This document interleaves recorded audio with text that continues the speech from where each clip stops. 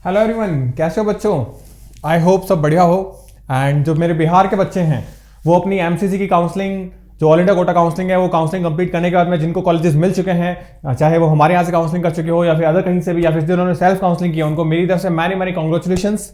And जो बच्चे जिनको ऑल इंडिया कोटा से कॉलेज अलॉट नहीं हुए हैं या फिर जो बॉर्डर लाइन पे अभी भी मॉप अप के लिए, एसटी वैकेंसी के लिए फाइट कर रहे हैं कहीं ना कहीं किसी स्टेट्स में, और जो बिहार से बिलोंगिंग है, उनके लिए गुड न्यूज है कि बिहार ने जो है रैंक कार्ड जो है वो जारी कर दिया गया है और उसके बाद में वो बिहार की आयुष काउंसलिंग में पार्टिसिपेट कर सकते हैं। रजिस्ट्रेशन उनके स्टार्ट हो चुके हैं आज से। तो क्या क्या अपडेट्स हैं वो सारी बातें करेंगे यहाँ पे। मैं सीट मैट्रिक्स जो है वो डिस्कस करूंगा आपके साथ में कैटेगरी वाइज, एंड हम आगे भी बात करेंगे क्या रह सकती है कट ऑफ, उन सब के बारे में सेपरेटली मैं आपकी सारी जानकारी आपके साथ में शेयर करूंगा। तो स्टार्ट करते हैं। बेसिकली जो अपने पास में मेजर अपडेट निकल के आ रही है वो यही है कि बिहार का रैंक कार्ड जो है वो रिलीज कर दिया गया है। एंड बिहार में जो है वो रैंक कार्ड रिलीज करने के बाद में एक लिस्ट निकल जाती है, उसके बाद में आप काउंसलिंग में पार्टिसिपेट कर पाते हैं।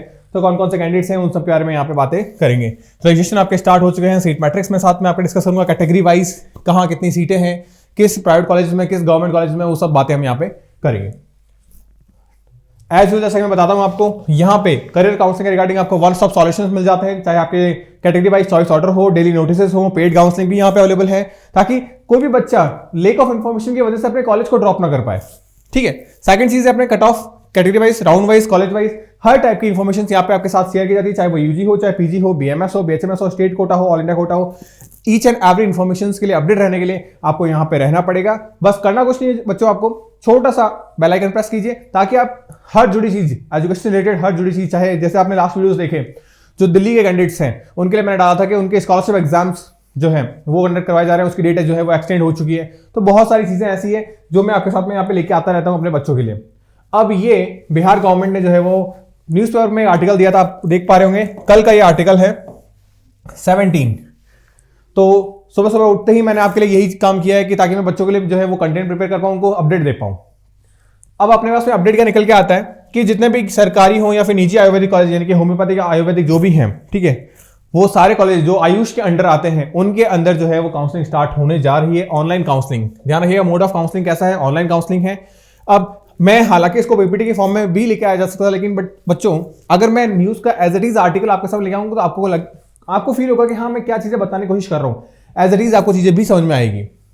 अब यहाँ पे नीट यूजी 2022 के अकॉर्डिंग जो भी कैंडिडेट्स जो स्टेट के, ये बिहार स्टेट की है, तो स्टेट के चाहे वो प्राइवेट हो चाहे गवर्नमेंट हो, आयुष के लिए जो कैंडिडेट हैं उनके लिए जो पार्टिसिपेट करना चाहते हैं वो बीसीसी की जो ऑफिशियल वेबसाइट है bccboard.bihar.gov.in, वो भी मैंने बता दी है आपको।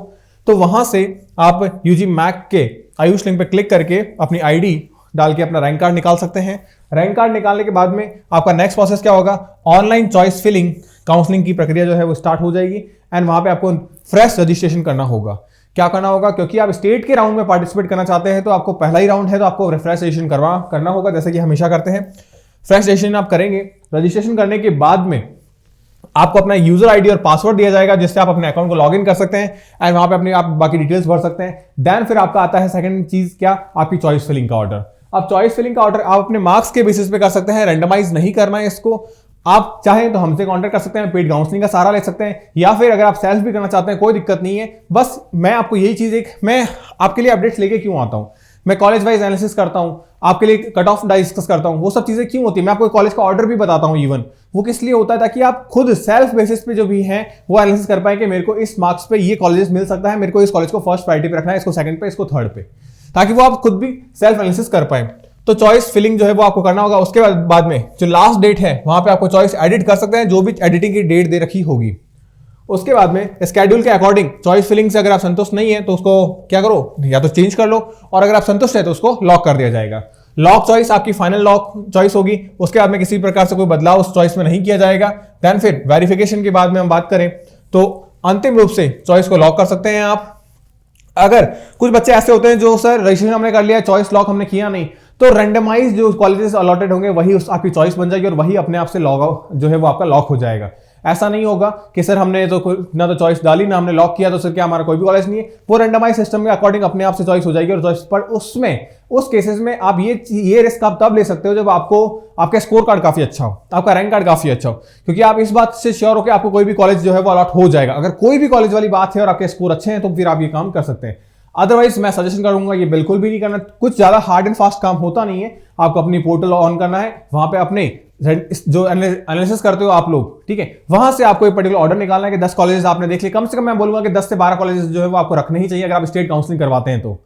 आपने रखे एंड देन फिर आप रेंडमाइज कर सकते हैं उनको चूज करने वाले। वो जो चॉइस है वो एक बार अगर आपने चूज कर लिया फिर आपको लॉक करवाने की जरूरत नहीं है। फिर आप चाहें तो लॉक करवा सकते हैं, अदरवाइज ऑटोमेटिकली भी वो लॉक जो है वो लॉक हो जाएगी। देन फिर इसके बाद में रजिस्ट्रेशन, चॉइस फिलिंग और अनलॉकिंग के लिए जो बोला गया है कि ओटीपी ऑथेंटिफिकेशन है, यानी कि बिना ओटीपी के कुछ भी कोई भी छेड़छाड़ नहीं की सकती, यानी कोई अदर कैंडिडेट जो है वो नहीं कर सकता। और ये ओटीपी आपके फोन और ईमेल दोनों पे आएंगे और इसको आप बदल नहीं सकते। एक बात ध्यान रखिएगा, यानी कि रजिस्ट्रेशन करते वक्त जो फोन नंबर आपने दिए हैं वो चालू होने चाहिए, जो ईमेल आईडी दी है वो आपकी लॉगिन होनी चाहिए सिस्टम के अंदर। ये बात ध्यान रखिएगा, इसको किसी भी कंडीशन में बदला नहीं जा सकता है। ये कुछ चीजें मैं अभी बता रहा हूं ताकि बाद में बच्चों को दिक्कत नहीं हो। बिकॉज फिर क्या ना, फ्रेशर फॉर्म भरने के बाद बच्चे बोलते हैं सर हमारी ये दिक्कत हो गई, हमने ये चीज गलत कर दी, हमने वो चीज गलत कर दी। तो गलती करें ही ना, इसके लिए मैं आपको सारी चीजें एक्सप्लेन करता हुआ चल रहा हूं। अब फर्स्ट राउंड के लिए बात करें तो यहां पे एक चीज ध्यान रखिएगा, चॉइस फिलिंग की जो प्रक्रिया है और जो रजिस्ट्रेशन है वो आपका वन टाइम होगा, यानी कि उसके बाद में फर्दर किसी भी राउंड के अंदर जो है वो आपका फ्रेश रजिस्ट्रेशन जो है वो नहीं कर पाएंगे। यानी कि अगर आप बिहार स्टेट से बिलोंगिंग है और आपको बिहार स्टेट के अंदर काउंसलिंग करवानी है तो आपको ध्यान रखना होगा। आप अगर ये सोचें कि जैसे ऑल इंडिया कोटा के अंदर हम बात करें, mop up specialist vacancy round में भी जो है वो आपका जो रजिस्ट्रेशन है वो वापस से हो सकता है, यानी फ्रेश रजिस्ट्रेशन जो है वो हो सकता है, लेकिन बिहार में ये चीज आपके लिए अवेलेबल नहीं है, ध्यान रखिएगा। सेकंड बात करें, अंतिम रूप से भरी गई जो चॉइस लिस्ट होगी वो अलॉटमेंट से पूर्व उसके ईमेल आईडी पे जो है वो भेज दी जाएगी कि उसने कौन से चॉइस ऑर्डर जो थी वो भेज रखी थी, जिस पे उसको कॉलेजेस मिले हैं या कोई जिस पे उसको कॉलेजेस अलॉट नहीं हुए हैं। उसके बाद में चॉइस फिलिंग के हिसाब से ही अलॉटमेंट आपको दिया जाएगा। ये तो हर काउंसलिंग में होता है। सीट आपका रिजल्ट आराम से आप देख सकते हैं अपने अकाउंट को लॉगिन करने के बाद में, जो भी रिजल्ट आता है काउंसलिंग के हर राउंड के बाद में, वहां से आप चेक कर सकते हैं कि आप प्रोविजनल लिस्ट के अंदर के आपका नाम उसमें आया है या फिर उसमें नहीं आया है। ये सब चीजें नॉर्मल जो चीजें फर्स्ट राउंड में होगी वही चीजें सेकंड राउंड में और वही चीज आपके नेक्स्ट राउंड में भी होगी। उसके बाद में अगर आपको कॉलेज अलॉट हो जाता है तो प्रोविजनल आपको डाउनलोड कर लेना है एंड देन फिर उसको वेरिफिकेशन के लिए, डॉक्यूमेंट वेरिफिकेशन के लिए अगर प्रोविजनल लिस्ट में आपका नाम आ जाता है तो आपको जो नोडल सेंटर होता है वो नोडल सेंटर भी आपको बता दिया जाएगा पूरे बिहार के अंदर, एंड उसी डेट और उसी टाइम पे आपको जाना होगा, वहां पे अपने डॉक्यूमेंट्स को वेरीफाई करवाना होगा एंड देन फिर रिपोर्टिंग करके अपने एडमिशन को कंफर्म करना होगा। अगर आप उस डेट पे नहीं जाते हैं और आपसे बिलो लेवल के कैंडिडेट्स अगर आते हैं, क्योंकि आप ये मान के चलिए प्रोविजनल लिस्ट में क्या होता है कि अगर 100 सीट्स है उनके पास में तो वो 250 से 300 बच्चे बुलाते हैं, क्योंकि अगर कोई बच्चा नहीं आया तो क्या होगा, उससे पिछड़ा बच्चा कॉलेज ले लेगा। तो ये बात ध्यान रखिएगा। इसलिए प्रोविजनल मैट्रिक्स अलॉटमेंट सीट्स के अंदर आपको रिपोर्टिंग करवानी होगी, जो भी आपका नोडल सेंटर होगा, जहां जो भी आपको डेट दी गई होगी उस डेट पे जाके आपको अपने डॉक्यूमेंट्स को वेरीफाई करवाना होगा। उसके बाद में डॉक्यूमेंट वेरिफिकेशन अगर आप नहीं करवाते तो जो भी अगले राउंड के लिए होंगे वहां पे आप जो सीट्स है वो खाली मान ली जाएगी और आप नेक्स्ट काउंसलिंग के लिए क्या हो जाओगे, अयोग्य हो जाओगे। यानी कि एक तरीके से यहाँ पे फ्री एग्जिट वाली बात नहीं है। अगर आप वेरिफिकेशन नहीं करवाते हो तो आप नेक्स्ट राउंड में नहीं जा पाओगे।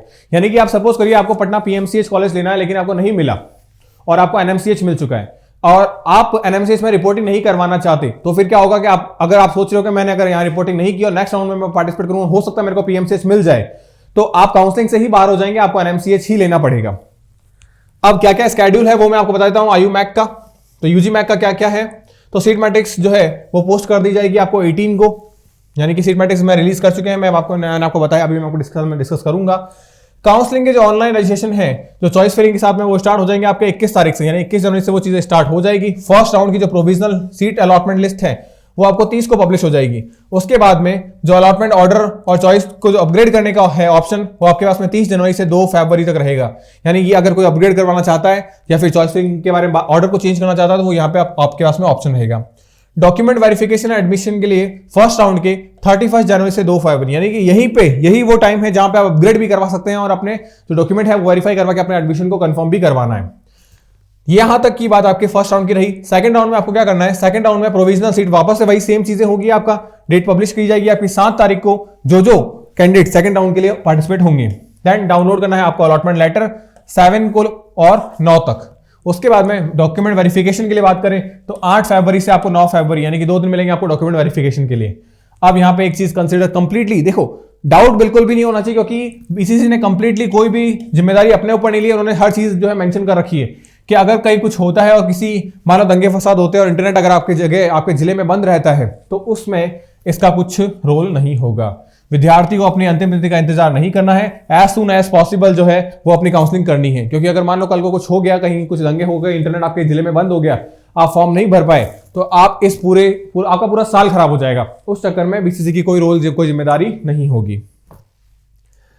सेकंड, क्या क्या प्रमाण पत्र चाहिए आपको डॉक्यूमेंट वेरिफिकेशन के लिए, ये बहुत से बच्चे मुझसे पूछते हैं। तो मैंने हर एक वीडियो थोड़ा सा लंबा हो जाएगा, लेकिन बहुत सारी डाउट्स आपके यहाँ पे क्लियर हो जाएंगे, क्योंकि बच्चे अलग अलग जगह भागेंगे, अलग अलग वीडियोस देंगे। उससे अच्छा है कि एक ही वीडियो में आपके सारे डाउट्स जो है वो क्लियर कर दूं। अब यहाँ पे आपको क्या क्या चाहिए, जो बीसीसी ने खुद ने बोला है। ओरिजिनल आपका एडमिट कार्ड चाहिए नीट यूजी का 2022 को लेके। रैंक कार्ड चाहिए, जो कि आपको निकालना होगा आयुष से, जो कि उन्होंने आज रिलीज कर दिया है। प्रिंट आउट किसकी, आपकी चॉइस स्लिप की, कि आपने कौन कौन, जो कि वो आपका अलॉटमेंट लेटर आने के बाद में वो आपको मेल भी कर देंगे, उसका प्रिंट आउट चाहिए। Download print provisional allotment letter चाहिए, इसकी 3 कॉपी चाहिए आपको, ध्यान रखिएगा 3 कॉपी चाहिए। 2 अपने पास रखेंगे, एक आपको वापस से प्रोवाइड करवा दी जाएगी। सेकंड, पासिंग सर्टिफिकेट चाहिए आपका, मार्कशीट किसका, मैट्रिक्स का। पासिंग सर्टिफिकेट चाहिए आपका किसका, इंटरमीडिएट एससी एग्जामिनेशन का। फिर सर्टिफिकेट चाहिए आपका रेजिडेंस का, बिहार ड्यूटी इशूड, जो कि बिहार गवर्नमेंट के थ्रू ही जो है रेवेन्यू ऑफिसर हो या उसके थ्रू ही क्या होना चाहिए, इशू होना चाहिए।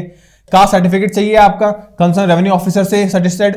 एंड देन 6 कॉपीज चाहिए आपकी पासपोर्ट साइज फोटोग्राफ की, जो कि पेस्टेज होनी चाहिए आपके एडमिट कार्ड पे, वही सेम फोटो आपकी होनी चाहिए।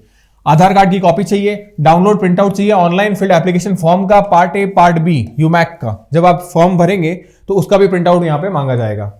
देन द चेक स्लिप चाहिए, जांच पर्ची, इसकी 2 कॉपी चाहिए आपको यहाँ पे, अलॉन्ग विद बायोमेट्रिक आइडेंटिफिकेशन, जिसमें बायोमेट्रिक आइडेंटिफिकेशन का भी कॉपी होना चाहिए। एनी अदर डॉक्यूमेंट्स अगर कोई जरूरत होती है, जैसे मान लो अगर कोई स्पेशल कैटेगरीज में है तो उसका भी सर्टिफिकेट वहां पे, उसकी कॉपी भी चाहिए, ध्यान रखिएगा। यहाँ पे आप अपने साथ में, मैं सजेशन दूंगा ओरिजिनल के साथ साथ आप अपनी कॉपी जरूर रखिए। यहाँ पे अगर किसी चीज के नंबर ऑफ कॉपीज बता रखे हैं तो उतनी कॉपी जरूर करवाइएगा। बाकी हर डॉक्यूमेंट की एक कॉपी जो यहाँ मेंशन किए गए हैं वो सब अपने साथ में लेके जाइएगा। Then certificate is originally as per the requirement of the prospectus of UMAC if applicable। यहाँ जैसा कि मैंने अभी आपको चीज बोली कि अपने साथ में ओरिजिनल सर्टिफिकेट सारे रखिए। वहां पे आपको जो है अगर जरूरत पड़ती है ओरिजिनल जमा करवाने की तो ओरिजिनल दीजिए वहां पे, क्योंकि जब आप अपना एडमिशन कंफर्म कर लेंगे, आप फीस देंगे, तो आपको अपने डॉक्यूमेंट जो है ओरिजिनल वापस से मिल दिए जाएंगे। तो ये रही अपने पास में डॉक्यूमेंट वेरिफिकेशन को लेकर कौन कौन से डॉक्यूमेंट्स चाहिए। तो आप देखेंगे कि मैंने आपको करीब करीब यहाँ पे 14 डॉक्यूमेंट्स के बारे में बता दिया है। अब बात करते हैं क्या क्या चीजें हैं, नोडल सेंटर पे जाकर वो करना क्या है। डॉक्यूमेंट अगर आपने वेरीफाई करवा दिया है, उसके बाद में अगले राउंड की काउंसलिंग में अपग्रेड के लिए अगर आप चाहते हैं तो आपको अपना मूल प्रमाण पत्र यानी मूल निवास प्रमाण पत्र, हस्ताक्षर, आपके सेल्फ अटेस्टेड डॉक्यूमेंट जो है वेरीफाई, वो स्लिप लेके जाओ, ताकि आप सेकंड राउंड में क्या कर सको, सीट को अपग्रेड करवा सको। उसके लिए आपको ये 2 एक्स्ट्रा डॉक्यूमेंट्स आपको चाहिए, ध्यान रखिएगा फर्स्ट राउंड के बाद में। क्योंकि फर्स्ट राउंड में भी आप जो है अलॉटमेंट के लिए आप जाओगे, अपने वेरिफिकेशन के लिए जाओगे, तो अगर आप चाहते हो कि वहां पे एडमिशन आप ले लो उस कॉलेज में, अगर आप उस कॉलेज से सेटिस्फाई हो तो आपको ये चीजें नहीं करनी। अगर आप सेटिस्फाई नहीं हो तो आपको ये डॉक्यूमेंट्स ले जाने हैं और वहां पे अपग्रेडेशन के लिए ये चीज डालनी है।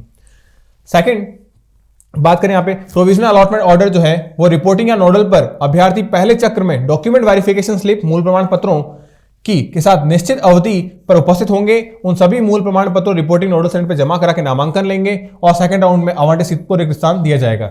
यानी कि वहां पे अगर आप ये सब चीजें लेके जाते हैं तो आपकी एक अलग से लिस्ट बनती है। इनको वहां पे अगर सीट अलॉटमेंट रहता है, मतलब सीट वेकेंट रहती है सेकंड राउंड में, उन जिन कॉलेजेस को आप चाहते हैं अपग्रेड करवाना वहां, तो आपको जरूर वहां पे सीट्स दे दी जाएगी। यदि प्रथम चक्र का ही सीट रिटेन रह जाता है तो वे विद्यार्थी निश्चित रूप से प्रोविजनल अलॉटमेंट लेटर ऑर्डर पर ही अंकित प्रथम चक्र के डॉक्यूमेंट वेरिफिकेशन के लिए मूल प्रमाण पत्र के साथ में निर्धारित अवधि निश्चित रूप से उपस्थित होंगे। सभी प्रमाण पत्र जो है वो नामांकन वापस लेंगे और चक्र पे आवंटित सीट पे ही रद्द हो जाएगा। यानी कि यहाँ पे क्या बोला गया है कि अगर वो वापस जाते हैं, उनको अपग्रेड नहीं होता है, और अगर वो वापस जाते हैं तो उनको जो एडमिशन है वो मिल जाएगा। अगर वो उन्होंने वापस से डॉक्यूमेंट वहां जमा नहीं करवाए तो उनका एडमिशन जो है वो फर्स्ट राउंड वाला कैंसिल हो जाएगा। ये बात ध्यान रखिएगा। यानी कि आपको अपग्रेड करवाने के बाद में अगर आपको अपग्रेड नहीं हुआ है तो आपको वापस जाके अपने जो फर्स्ट काउंसलिंग का जो राउंड था वहां पे जाके अपनी सीट को कंफर्म करना होगा। अगर आप कंफर्म नहीं करते हैं तो सेकंड राउंड में तो आपका अपग्रेड हुआ नहीं है, फर्स्ट राउंड में जो अपग्रेड हुआ था, फर्स्ट राउंड में जो आपको मिला था वो भी आपका कैंसिल हो जाएगा। ये बात ध्यान रखिएगा। तो ये इंफॉर्मेशन थी मेरे पास में। अब हम बात करते हैं थोड़ा सीट मैट्रिक्स को लेके कि क्या सीट मैट्रिक्स है बिहार का, उसके बारे में भी थोड़ी जानकारी देख लेते हैं। अब यहां पे आप देख पाएंगे इजीली कि हम UR category 40%, EWS 40%, SC 16%, EBS 18%, BC 12%, RGC 3% और डीक्यू आपका 5%। ये डिफरेंट आपके कोटा है जो बिहार के अंदर लगते हैं। हर स्टेट्स में अलग अलग कोटाज होते हैं। अब मैं अगर यहाँ पे बात करूँ इंस्टीट्यूशन और कोर्सेज को लेके, बीएचएमएस कोर्सेज की 75 सीट्स, बीएमएस की 125 सीट्स, बीएमएस की अगर बेगूसराय में बात करूँ 38 सीट्स। तो हर कॉलेज वाइज यहाँ पे सीट दे दी गई है। बीयूएमएस की यहाँ पे 125 सीट्स हैं। तो अलग अलग कोर्सेज की कितनी क्या सीटें हैं वो दे दी गई है। अब कैटेगरी वाइज अगर मैं बात करूं तो यहां पे ये परसेंटेज दिए गए हैं, 25% सीट जो है वो युवा के लिए रिजर्व है फॉर BHMS मुजफ्फरपुर के लिए। वहीं सेम अगर मैं बात करूं अदर कैटेगरीज के लिए, EWS के लिए 6.4%, SC के लिए 10%। ये इंफॉर्मेशन ज्यादा अपने लिए काम की नहीं है, काम का अपने पास में क्या है ये चीज। अब आपको ध्यान क्या रखना है कि आयुष कोर्सेज के अंदर आपकी 363 सीट्स जो है वो आ रही है। अब अगर मैं बात करूं यहां पे टोटल आपके स्टेट कोटा पे जो सीट्स आ रही है वो लमसम आपकी आ रही है 298 सीट्स, यानी कि 15% कोटा तो चला गया किधर आपका ऑल इंडिया कोटा की तरफ। तो यानी कि आप अगर फाइट कर रहे हैं 298 सीट्स के लिए। अब 298 सीट्स में से यूआर कैटेगरी की सीट्स है 119, तो आप मान के चलिए कि टॉप 119 बच्चों को जो है वो कॉलेज मिलेगा जो यूआर कैटेगरी से हैं। उसके बाद में EWS के बारे में बात करें तो 29.8, अभी 29.8 पॉइंट ये परसेंटेज के बारे में बात हो रही है, ठीक है। तो 29.8 यानी कि 30% सीट जो है वो किसकी है EWS के बारे में। 47% सीट्स आपकी SC, ST 3%, EBC 53.6, देन आपका हो गया BC 35, RCG 8% एंड टोटल आपके पास में ये सीट्स जो है वो अवेलेबल हुई है। अब सीटों का डिस्ट्रीब्यूशन भी मैंने आपको बता दिया कितना कितना हो रहा है, तो आप यहां से भी चेक कर सकते हैं 119 सीट या 30 सीट्स, वापस वही चीज वहां परसेंटेज में दे रखा था, यहां पे नंबर ऑफ सीट्स के बारे में बात की गई है। तो इस तरीके से सीटों का डिस्ट्रीब्यूशन है। मैंने जैसा कि आपको बोला कि ये चीज आपके लिए अभी इंपॉर्टेंट नहीं है। हाँ, अगर आप इंडिविजुअली किसी कॉलेज के लिए हैं कि नहीं मेरे को बेगूसराय कॉलेज ही चाहिए, तो फिर ये इंफॉर्मेशन आपके लिए कि उस पर्टिकुलर बेगूसराय कॉलेज में किसी कैटेगरी की क्या सीट्स है, क्या परसेंटेज है। अगर वहां परसेंटेज ज्यादा है तो डेफिनेटली कट ऑफ थोड़ी कम रहेगी, तो आप रिस्क ले सकते हैं। ये इंफॉर्मेशन थी मेरे पास में सीट मैट्रिक्स को लेके। अब बात कर लेते हैं प्राइवेट आयुष कॉलेजेस को लेके। अब प्राइवेट आयुष कॉलेजेस के अंदर मैं बात करूं BHMS को लेके, तो BHMS का आप देख रहे हैं सारे BHMS कोर्सेज के लिए, होम्योपैथिक के लिए तो स्टेट कोटा की ही हम बात करेंगे, क्योंकि ऑल इंडिया कोटा की तो सीट्स जो है ऑल इंडिया कोटा में चली जाएगी, यानी 72 सीट्स से हमको कोई मतलब यहां नहीं रहेगा। यानी 378 सीट जो है वो प्राइवेट की है, किसमें BHMS को लेके। कॉलेजेस की जो फीस है वो काफी कम रहती है, तो आप वो भी कर सकते हैं। टोटल सीट्स के बारे में यहाँ पे बात करें 450 सीट्स है। अब 450 में से हमारे काम की स्टेट राउंड के अंदर 378 सीट्स जो है जिसके लिए हमको फाइट करना है। ये रहा BMS के लिए। अब BUMS और BMS के आपके दो कॉलेजेस हैं वहां पे प्राइवेट के लिए, 76 सीट्स हैं, 14 सीट्स एंड 90 सीट्स। यहां पे आप जैसा कि देख सकते हैं, अभी मैंने आपको बताया टोटल ऑल इंडिया कोटा पे सीट्स कितनी है आपकी, सेकंड स्टेट कोटा पे कितनी है 42 एंड टोटल आपकी ये हो गई। तो यानी कि ये रही आपकी टोटल सीट 76, उसमें से आपकी ऑल इंडिया कोटा से निकल गई 14 और ये आपकी 19 टोटल सीट्स हो गई, यानी कि ये आपका स्टेट कोटा पे आपको इसके लिए फाइट करना है। देन BMS के बारे में बात करें तो ये आपकी स्टेट कोटा की सीट्स रही, ये आपके ऑल इंडिया कोटा की सीट्स रही और ये आपको टोटल सीट्स रही। तो टोटल अगर मैं बात करूं आयुष कोर्सेज के लिए तो 547 सीट्स है, 103 आपकी सीट्स जो है वो किसके लिए है, स्टेट कोटा के लिए, और ये है आपके ऑल इंडिया कोटा के लिए, और टोटल सीट्स आपकी 650 हो गई। तो आपके काम की अभी जो है 547 सीट्स हैं। अब अगर यहां पे बात करें सिर्फ हम आयुष को लेके, तो आयुष के अंदर आप BMS के अंदर ओनली आपके पास में 93 सीट्स रहती है। BUMS के बारे में बात करें तो 76 सीट्स रहती है, यानी कि अगर आप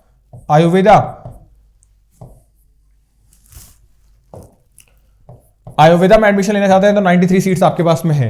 अगर आप यूनानी में एडमिशन लेना चाहते हैं तो आपके पास में 76 सीट्स है, एंड अगर आप होम्योपैथिक में एडमिशन लेना चाहते हैं तो आपके पास में 378 सीट्स रहती है। तो ये सीटों का कुछ इस प्रकार से डिस्ट्रीब्यूशन है, मैंने आपको बता दिया है। यही सम आपका टोटल चला जाएगा 547। इतनी सीट के लिए आपको फाइट करना है। अब ये आपका आयुर्वेदा के लिए हो गया, ये आपका यूनानी के लिए हो गया और ये आपका होम्योपैथी के लिए हो गया। इस तरीके से सीटों का डिस्ट्रीब्यूशन है।